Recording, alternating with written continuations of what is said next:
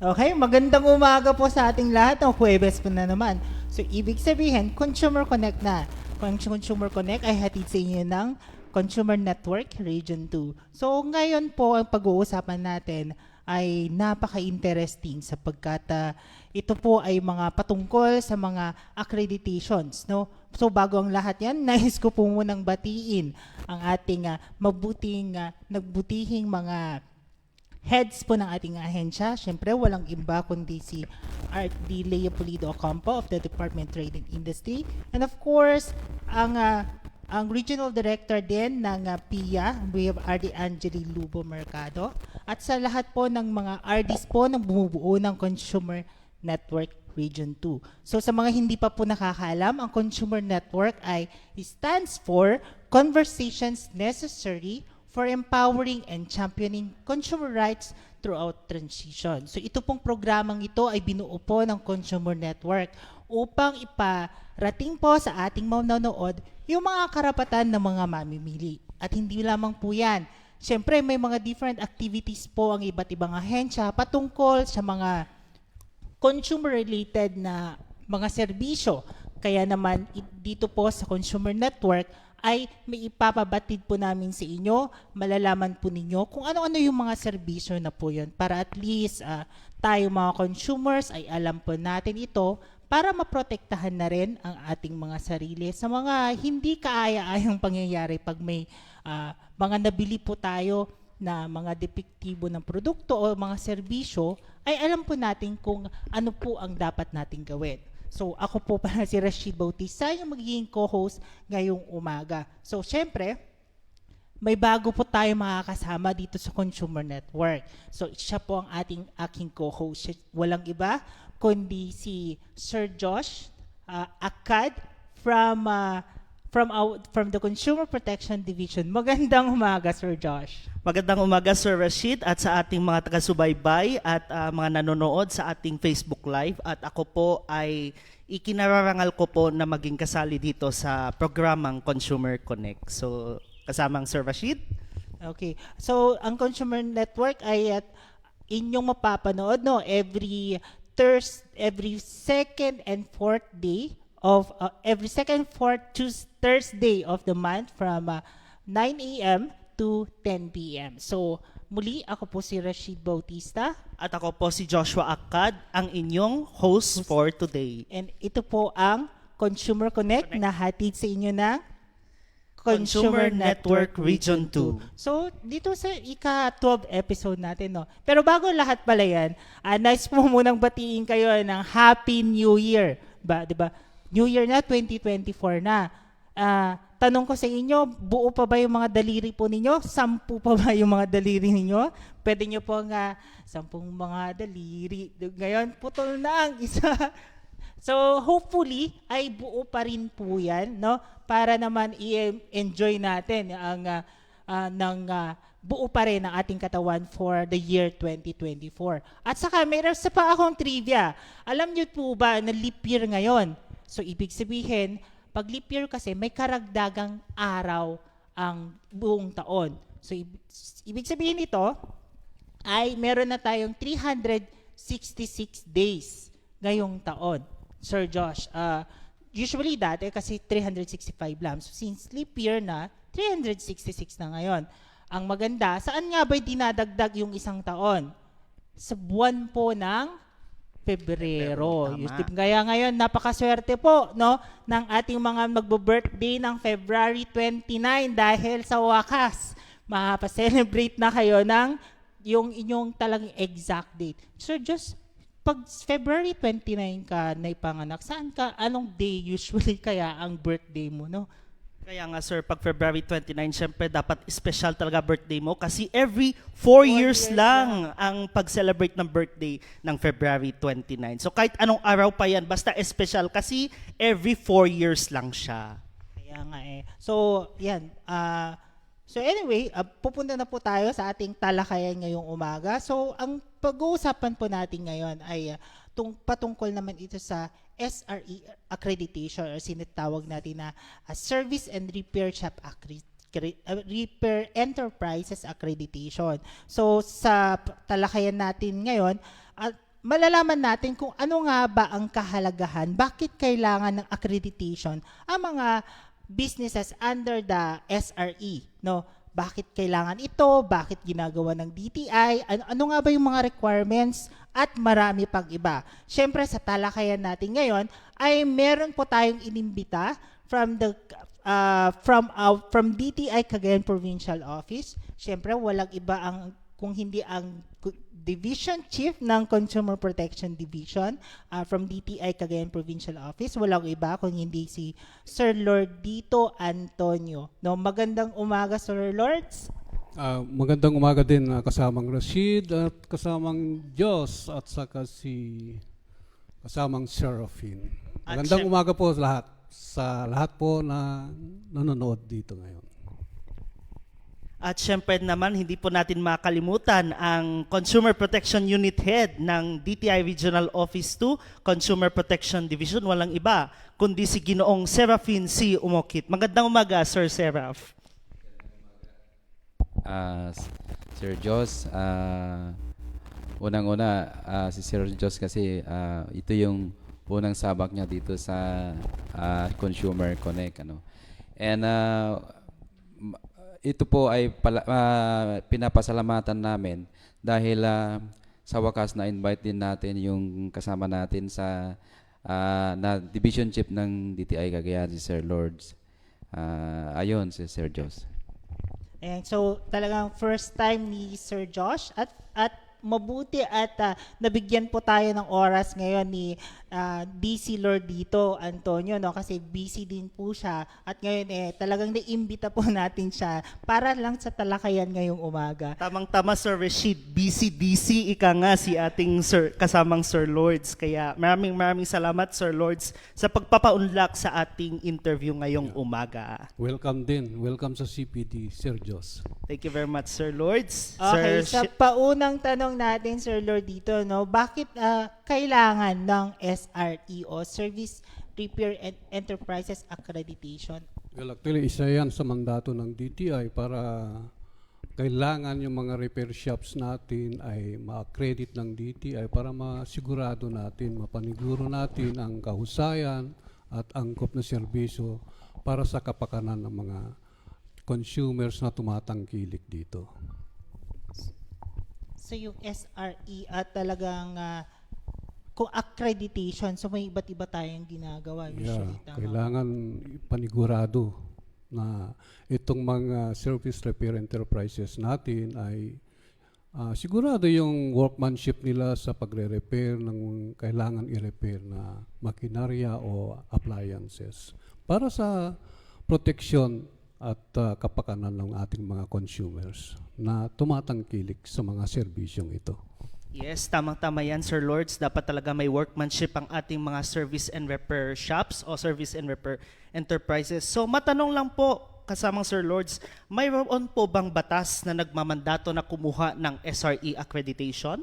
Yeah, actually, matagal na itong batas na ito, panahon pa nung kopong-kopong yata ito, yung presidential decree pa nga nung umpisan to sa 1572, PD 1572 na nagre-require sa lahat ng repair shop na hindi ka pwedeng mag-operate ng isang repair shop without proper accreditation coming from DTI. At saka yung nakasaad din sa batas natin yung Consumer Act of the Philippines, RA 7394. Nandoon po na kailangan lahat po ng mga service repair enterprises natin ay dapat dumaan sa accreditation ng DTI.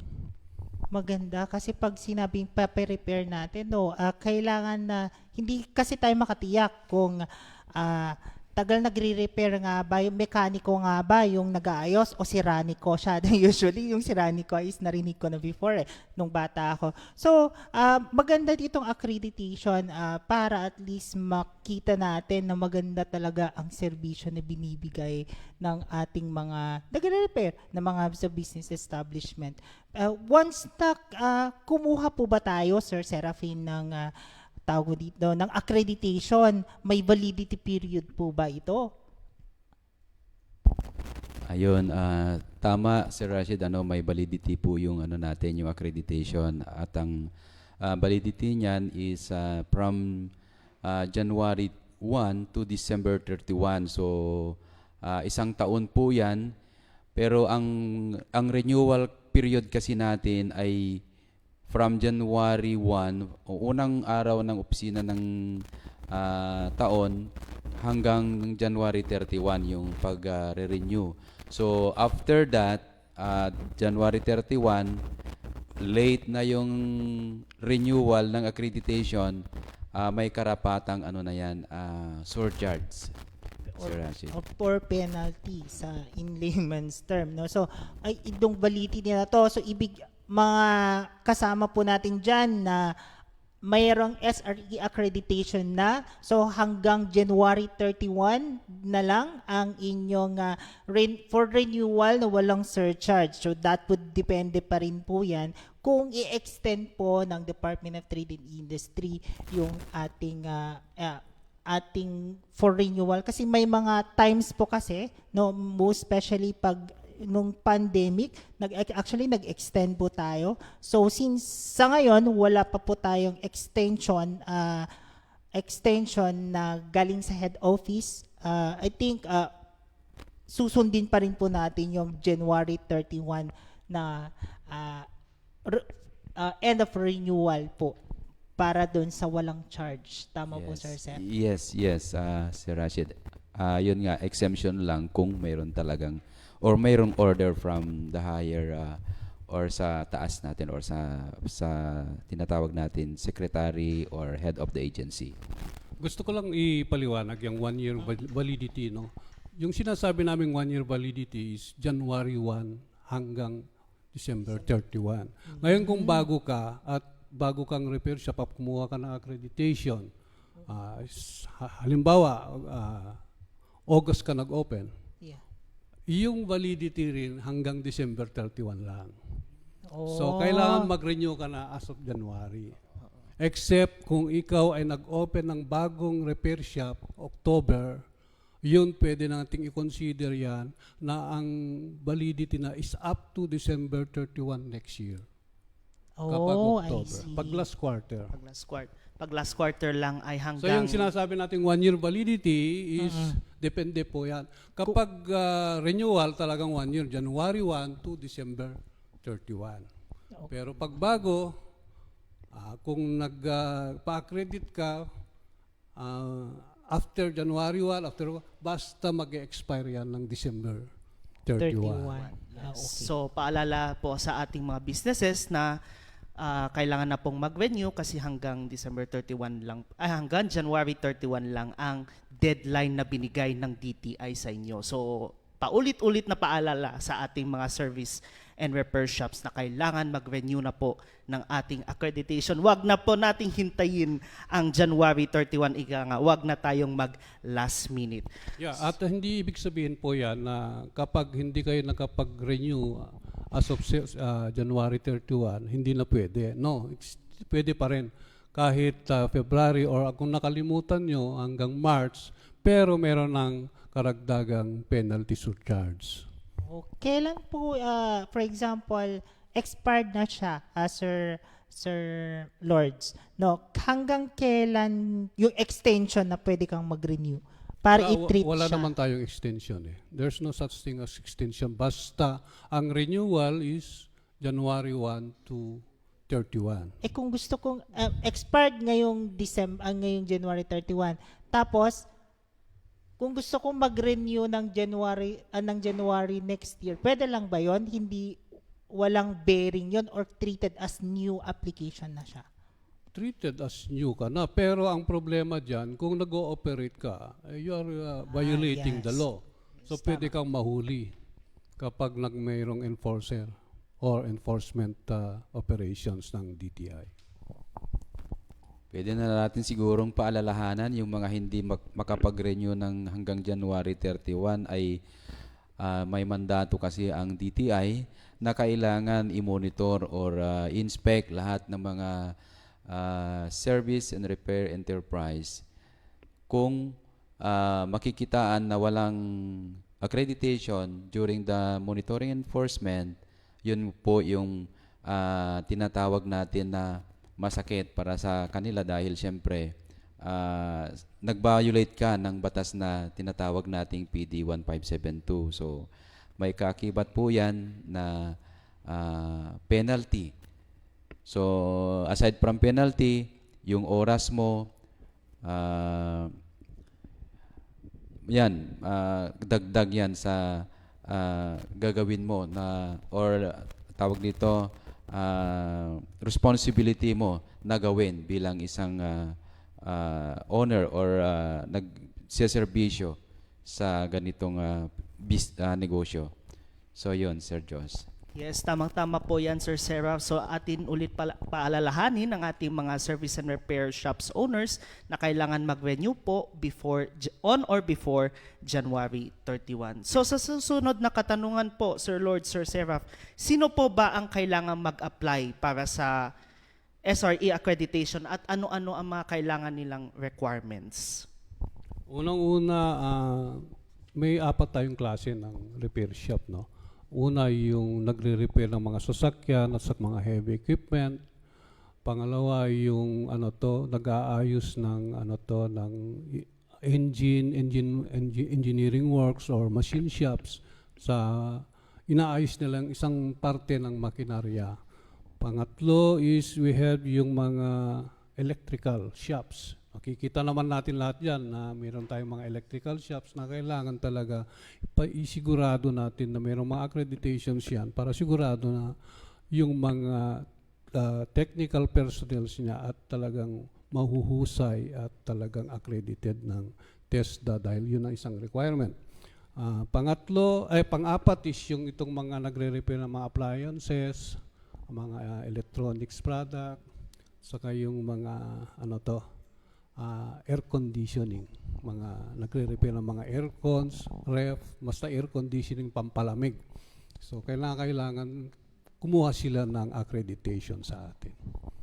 So, marami po yan. Actually, marami po yan. Dito sa Cagayan Province ang dami. Pero region-wide talagang marami. Dagdag na rin po natin, sir, yung yung nag-aayos po ng mga computer at pati rin po yung mga nag-aayos ng mga dental equipments. Kasama po yan na kailangan kumuha ng accreditation sa DTI. Okay. Siyempre, ngayon, sir, ang tawag dito, mostly may mga gadgets na kasi tayo. Madalas, cellphone ang hawak natin. Siyempre, pag yun ang halos lahat ng hawak ng tao, no, may oras po talaga na masisira ito. So, included po ba ang mga repair shops ng cellphone sa accreditation from DTI? Dapat sana. Kaya lang ito kasing batas na ito hindi pa naaamin hanggang ngayon. Kasi ito yung lumang batas pa rin. Hanggang ngayon wala pang bagong batas. Pero yung cellphone kasi hindi pa napapasama doon sa listahan ng yung cellphone repairs at saka yung watch repair. Yung mga nag-aayos ng mga relo. Dapat kasama sana yan. Pero as far as our data regarding itong mga laws natin, hindi pa naman kasi naaamen o may bagong batas para sa mga bagay na ito, yung mga gadgets na yan. I see. Okay. Kung from DTI, baka siguro sa ibang agency siya may accreditation. Kasi parang nakita ko kahapon, sa website ng NTC, I guess, marami ako nakitang accredited repair shop ng mga accredited repair and service accredited na mga establishment. So baka under NTC na yun for the meantime. Anyway, sir, kung itong sa accreditation po ba may kanya-kanya itong iba't ibang classification? Like for example, mayroon kasi ako narinig na stars, yung 1 stars, 2 stars. Pwede po bang pakipaliwanag, Sir Serafin, kung ano itong mga classifications na ito?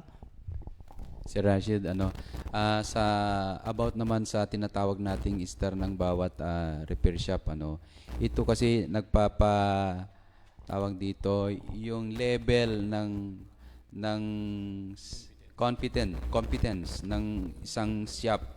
So kung saan siya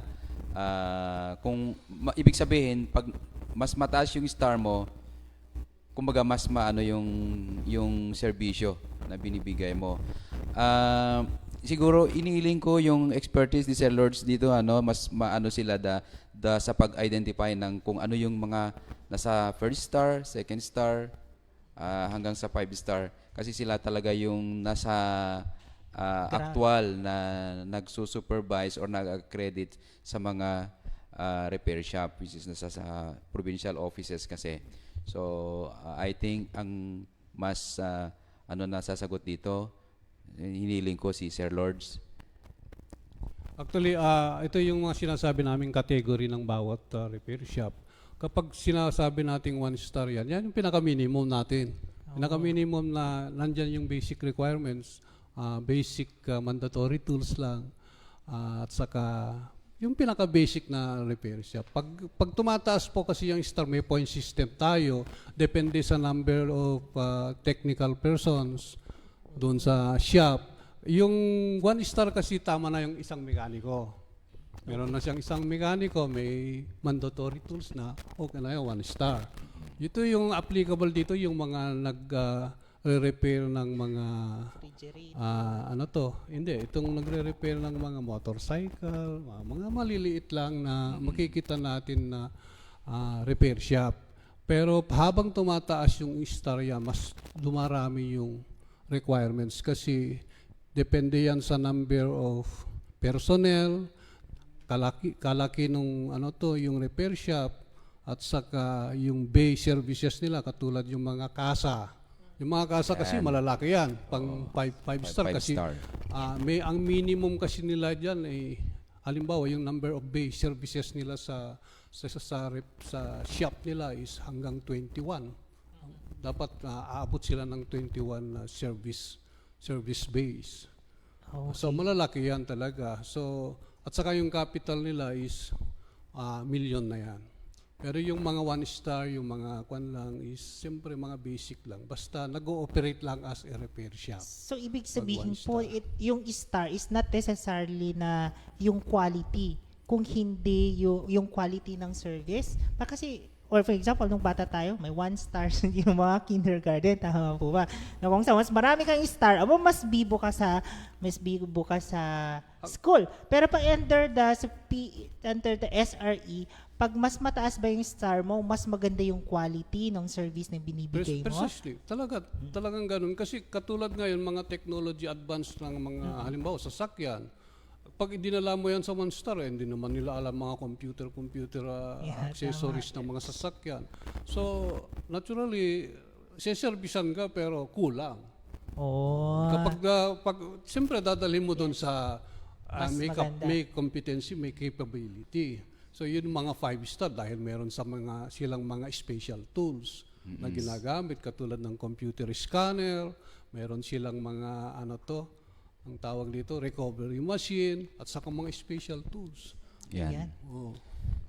Nag Kapag ano ka yun? 1 star ka lang, ay hanggang Yeah. baka yung konti lang yung tools mo, wala ka pang lifter ng sasakyan. Dudukutin mo na lang nang pupunta sa ilalim ng sasakyan. Mahirap yun. So, talaga naman, meron talaga pa rin yung quality service na sinasabi na. The higher is the star, mas dekalidad yung serbisyo. Yun. Kasi nga doon sa equipment na nire-require habang tumataas ng star mo. Kaya tama yon na mas maganda talaga ng serbisyo pag ikaw ay mas mataas ang star. So sabi nga kanina yung may kasa. Pag sa kasa kasi, yan ang matatawag natin na dekalidad or mas hindi lang kalidad kundi yung assurance ng quality nung yung ginagawa nila kasi nga doon sa tools, sa equipment na meron sila.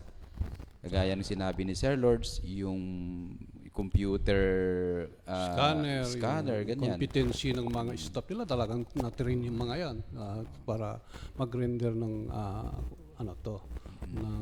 service doon sa sasakyan. Marunong talaga sila. Hindi haka-haka lang. So, napaka-importante talaga, no? Pag pumunta ka sa store nila, sabi mo, anong star po kayo? Tanongin mo muna para at least alam mo kung 1 star, 2 star siguro, o hanap ka ulit ng ibang store na mas may mas mataas na star, siguro para at least mas maganda yung serbisyo at mas better siguro at mas kumpleto yung mga kailangan mong mga gadgets or equipments na gagamitin nila. Yun lang, medyo may kamahalan. Kamahalan Yeah. yung labor nila, yung fee nila doon sa service. Kasi siyempre, ang gamit na nila is mga special tools. Tools.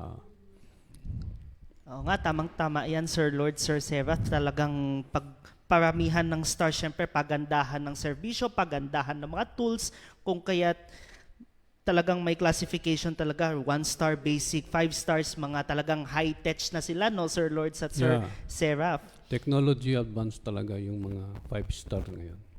At syempre, yung mga price niya pa ay medyo, wow, 5 star talaga ang nangyayari. So, Sir Seraph, meron pa po? Ayun, at saka yung yung tinatawag na hindi lang yung sa engine ka nagre-repair sa parte ng halimbawa sa sasakyan, kundi parte ng sa aircon, ganon. Nasasama yan sa kategory ng pagtaas ng star mo. Kasi kung sa isang service shop ka na accredited, pero engine lang kasi yung hanggang engine lang yung cover mo. So, may requirements kasi yan pag tumataas ang star mo.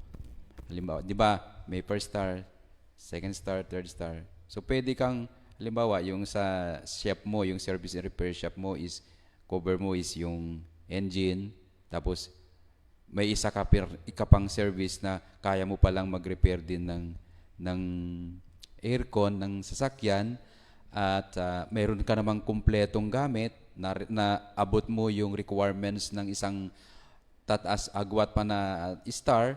So yun, maano yung star mo, malalagay ka sa second star, third star, ganun. Depende yan kung naabot mo yung qualification ng bawat star na level or classification ng star ng service and repair enterprise. So, Actually, yung mga na-accredit natin mga 5 stars dito sa lugar natin, actually yan yung whole service. Lahat covered yun. Lahat ng serbisyo sa halimbawa sa sasakyan from head to foot na sinasabi natin. Yeah. Hindi lang engine, lahat na ng parte, pati pintura, lahat. Yeah. Nandun, yung serbisyo. Ayun. So, kung kumpleto, syempre, kung saan tayo mas nagiging komportable at saka with quality, siguro nasa mas mataas na star na lang tayo pumunta. Kasi nga, alam naman natin na iniingatan natin yung mga bagay na binibili natin. So, yan, napaka-importante na ma-repair ito, hindi masira. Kaya naman, I think you have to choose the best siguro for your damaged mga equipments and even mga sasakyan. So, you prefer the better quality. Kaya, the higher siguro na stars ang Yes, the higher the pipiliin star. natin. Yes, tama yan. At syempre, kailangan tingin din ang ating ang mga consumers ng magandang service and repair shops na may mataas na stars na classification, or syempre kung hindi kaya ng kanilang value of money, syempre kailangan nilang i-double check yung mga service and repair enterprises. Dagdag ko lang, Sir Jos, Sir Rashid, yung halimbawa ikaw bago yung sasakyan mo at gusto mo yung talagang ano na yung ipapaayos mo.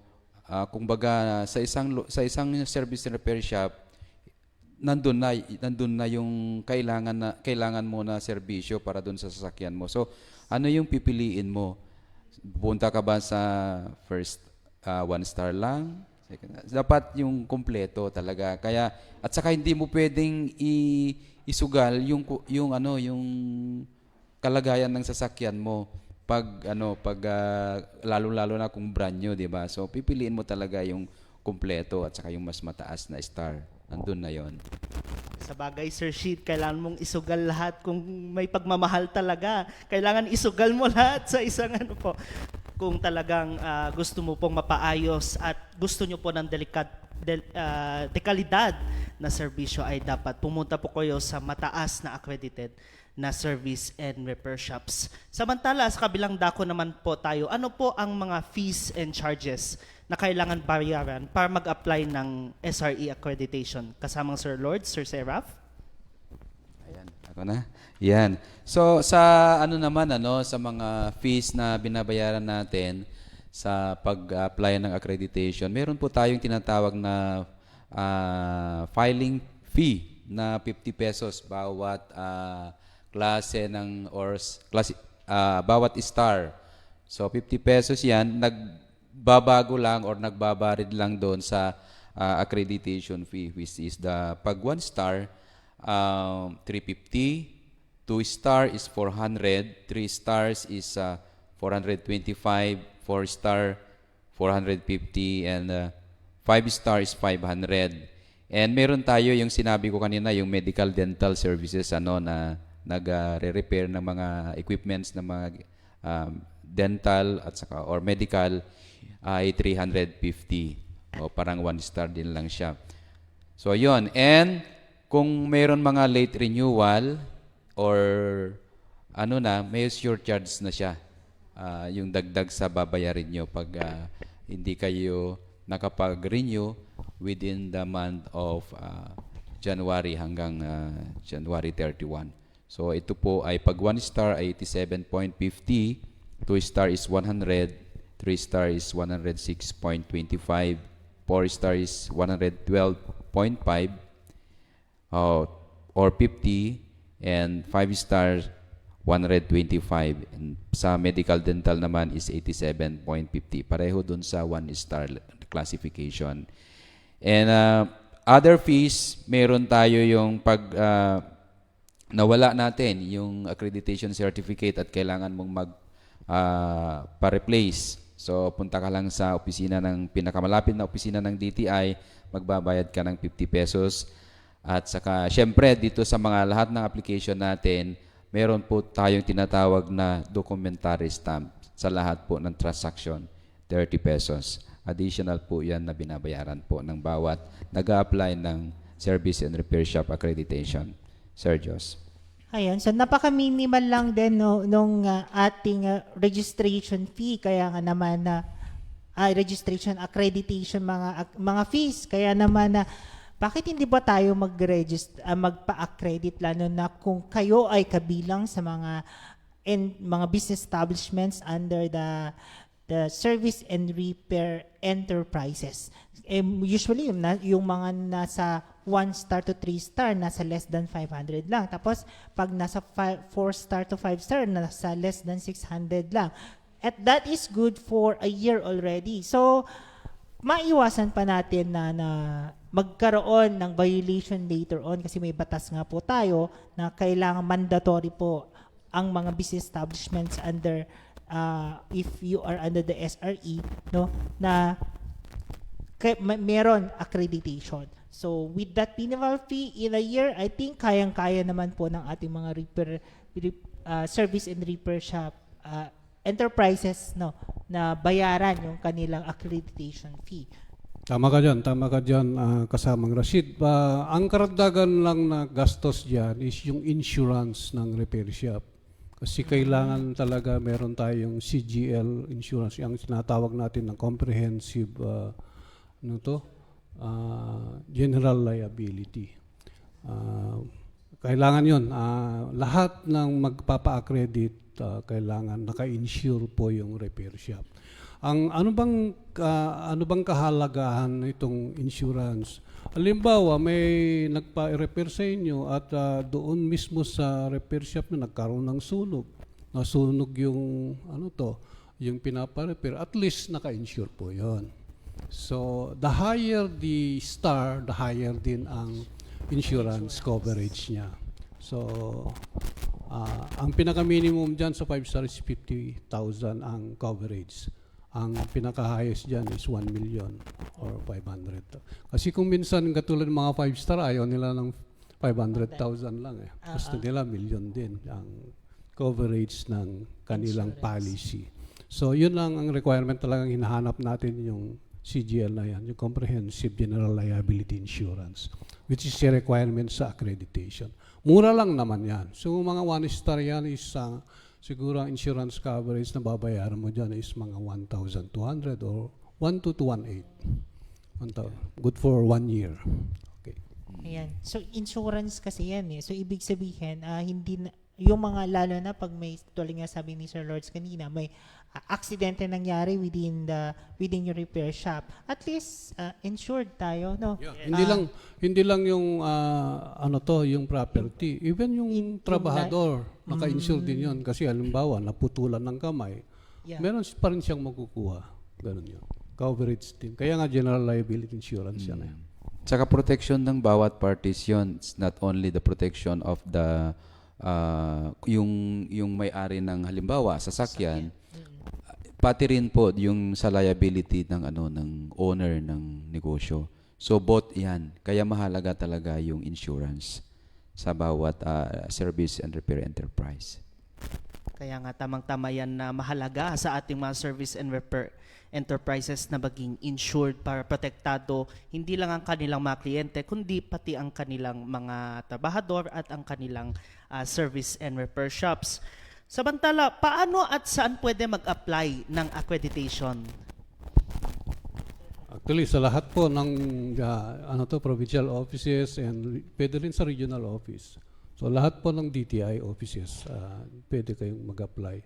Pwede rin kayong mag-apply sa negosyo center, kaya lang ifo-forward pa rin sa provincial offices yung mga application nyo for the accreditation of your repair shop. Pwede sir sa mga negosyo centers sa Pwede different basta provinces.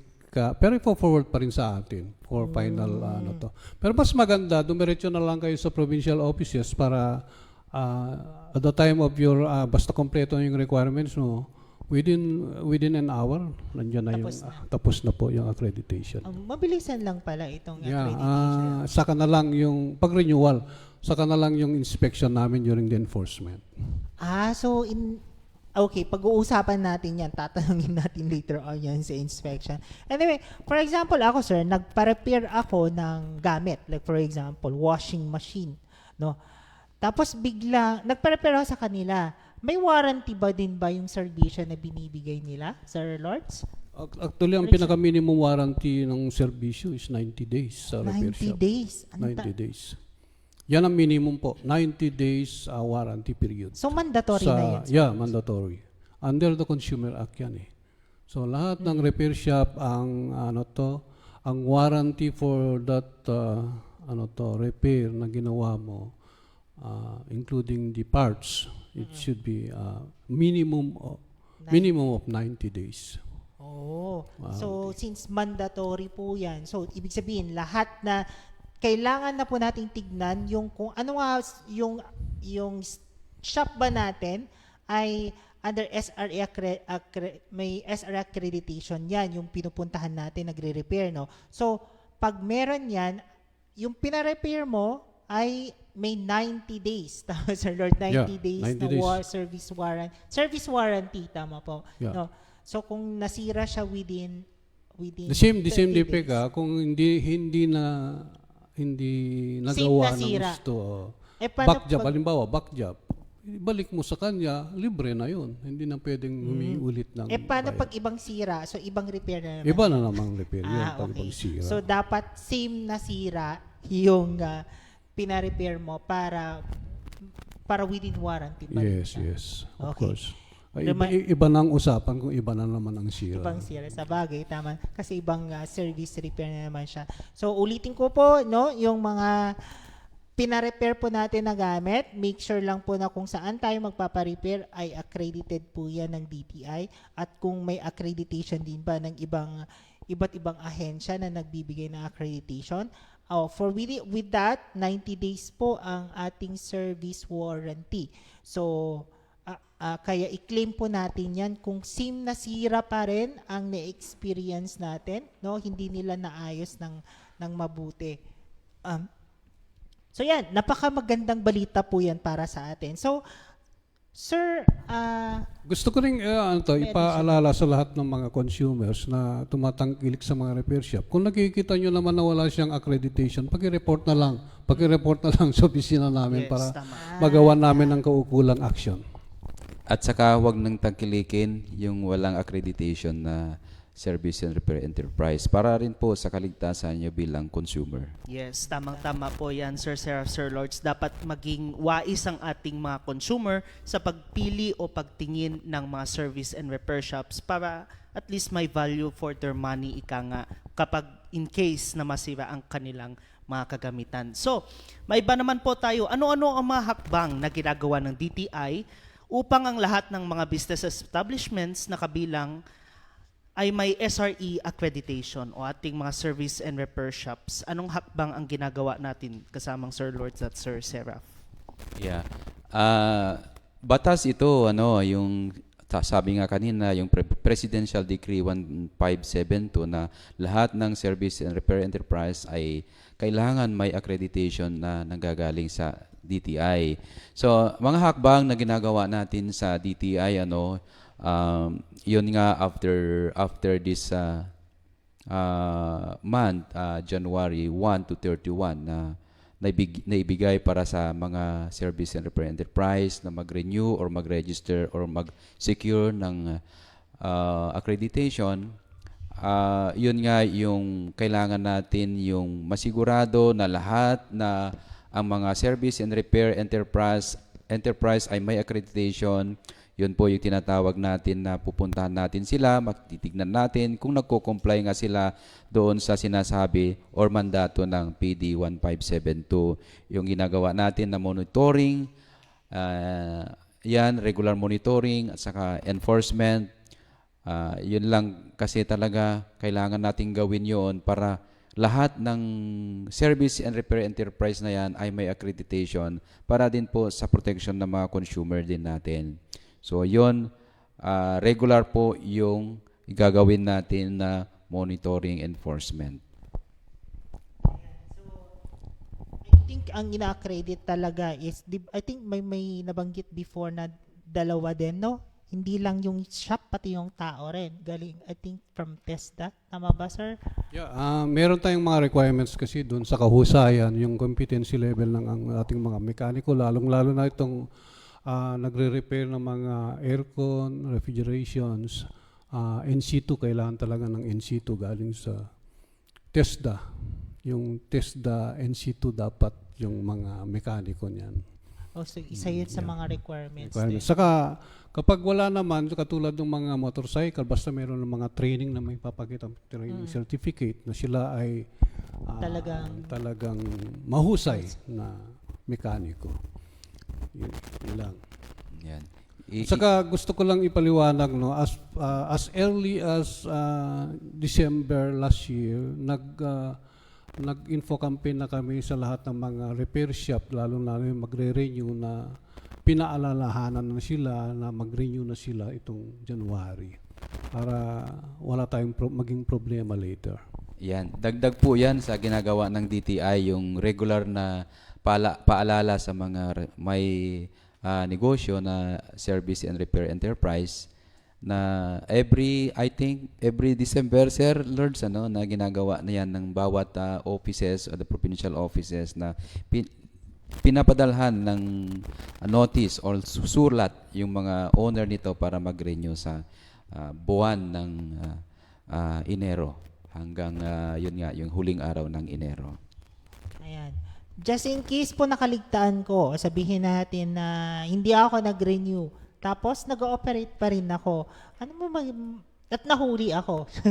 Pag nahuli ka, ano yung nagiging penalty nito, Sir Seth? Depende, Sir Lords. depende na po yan yung gravity of the offense. Kung talagang sinadya mo yan, makikita yan ng adjudication officer natin. Kasi sila yung maghihiring sa kaso mo. So, at saka depende yan kung gaano kalaki yung business mo. So, meron tayong pina-follow na schedule of fines. So, it's up to si attorney natin, kung yung legal officer natin, kung anong ipapataw niyang penalty para sa iyo. ano na yung pinakamababa siguro, sir, at yung Ang pinakamababa naman, I think mga 500. May 500 naman na penalty. Compared naman doon sa fees, magkano lang yung fees mo? less than 500 actually. Less than 500. Yung abala. Kaya tama. Maabala ka pa, magkaka-record ka pa na meron kang violation. Paano po yung pinakamataas pa ang naipataw sa iyo? Oo, Magkano yun. na kaya, sir, Yeah. ang magiging penalty? Ang importante, we have to follow what is required under the law para wala tayong problema at hindi tayo magkaka-record. Yun ang pinaka-importante. Huwag na nating hintayin na mayroong magreklamo, lalong-lalo na ang problema dyan, kung may nagpa-repair sa inyo, akala nila meron kayong accreditation, tapos nagka-aberya, mas lalong malaki ang problema nyo. Kasi magre-reklamo yan sa amin. Naturally, marami kang kaso. Consumer complaint ang tawag doon, Sir Lers, ano? Yeah. Mas mabigat. So talagang ito ay napaka-importante, no, na bilang isang negosyante, dapat alamin mo lahat ng mga requirements bago po tayo pumasok dyan sa isang negosyo na yan. Kasi hindi po pwede na sabihin natin, ay hindi ko alam na dapat pala may accreditation tayo. Kasi usually yan ang sinasabi. So sa isang pagdinegosyo, dapat alamin mo na ano yung mga requirements, ano dapat kailan ba ito may accreditation para iwas po tayo na ma-violate yung mga ating mga rules and guidelines in terms of putting up a business. Hindi lang dapat kasi usually nag-i-end na sila sa mayor's permit. Kasi yun na yung permit to operate ng iba't ibang ahensya iba't ibang business establishments sa isang lugar. Pero hindi lang po sapat yon dahil meron pa pong iba, lalong, for example, si SRE, kailangan may accreditation. Even meron din si PETC, I think, sir, no, yung mga PETC natin, kailangan may accreditation din. So, may kanya-kanyang guidelines niya na kailangan natin alamin at sundin. Tama po ba? Yes, Sir Rashid, tama-tama po yan. So dapat, syempre, in addition din po dun ay bilang mga negosyante, mga business sector, ay dapat, aside from alamin natin yung mga requirements, ay dapat i-ensure din ang safety ng ating mga consumers. Syempre, sila ang magbe-benefit sa mga serbisyo na binibigay ng mga SREs o ating mga service and repair shops. So kailangan unang-una talaga serbisyo at higit sa lahat yung kanilang safety and security na rin. And of course yung kanilang value for money, ika nga, Sir Rashid. Kaya nga, maganda sa ating mga consumers na may ginagawang ganito, may accreditation ng DTI. Para Yes. naman yung mga serbisyo na tulad yung sinabi mo kanina, natatanggap natin ay maayos at tama para dun sa mga equal to the yung pera na binambabayad po natin sa mga serbisyo na ito. Kaya nga, maganda po tong topic na to. Ito, ipaalala, 90 days po warranty. Actually, Apo. yan ang hindi ko na makakalimutan pag nagpa-repair ako sa mga accredited na SREs po natin. So, ayan. At tiyakin lamang po tayo na maging matalino na mga consumers, no? Alamin po natin ang mga impormasyon na ito Yes. para at least pwede po natin itong aksyonan. Pwede po natin itong ipaglaban Yes. yung ating mga karapatan. So, napaka-importante po na malaman po natin lahat ng mga yan. Ay, tuluyan po na po atang Sir Josh na naubusan po ng oras at maraming po salamat sa mga tumatangkilik mga At nanonood. tagapanood po natin ng Yes, tama yan, Consumer Sir Connect. Rashid. No? Anyway, Sir Seraph, Sir Lords, meron pa po bang advice sa ating mga consumers? Or mga paalala o mga reminders. Advice ko lahat ng mga consumer, maging mapagmatsyag, mapagmasid, mapanuri, maging matalino po tayo. Huwag nating hayaan na hindi natin pinaglalaban ang ating mga karapatan. Kasi kung hindi natin, we don't exercise our rights, wala rin kwenta ang mga karapatan natin yan. Tama yan. Saka yung mga negosyante po, paalala lang, sumunod po tayo sa lahat po ng batas na pinapairal ng ating gobyerno. Yes, tama yan. Any parting message po, Sir Sarah? Yes, para dun din po sa mga consumer natin, tangkiligin po natin yung service and repair enterprise na may accreditation para din po sa kaligtasan natin at saka maayos na pagnenegosyo. Dapat ang mga sabi nga ni Sir Lourdes kanina, dapat sumunod po tayo sa pinapatupad na batas sa pagnenegosyo. Ayan. So maraming salamat po Sir Serap, Sir Lord sa pagpapaunlak po dito sa amin Yes. sa ating programang ika-12 episode ng Consumer Connect na hatid sa inyo ng Consumer Network Region 2. So lagi lang natin tandaan na maging mapanuri, mapagmasid at matanong upang maging isang matalinang mamimili. At tama yan Sir Rashid na maging wais din sa ating mga maging wais lang tayong mga consumer dahil alam naman natin yung sa mga circumstances surrounding. Anyway, so muli ay kami po ay nagpapasalamat sa bumubuo ng Consumer Network Region 2 at sa mga member agencies nito sa PIA and all other media partners bilang aming katuwang in providing timely and right information o magbahagi ng ating kaalaman sa lahat ng mga consumers. Okay, at sa ating pagtatapos, no, ako po si Rashid Bautista at syempre ang Consumer Connect ay inyong mapapanood sa Yes. DTA FB pages and sa PIA FB page at sa iba pang Consumer Network members pages mula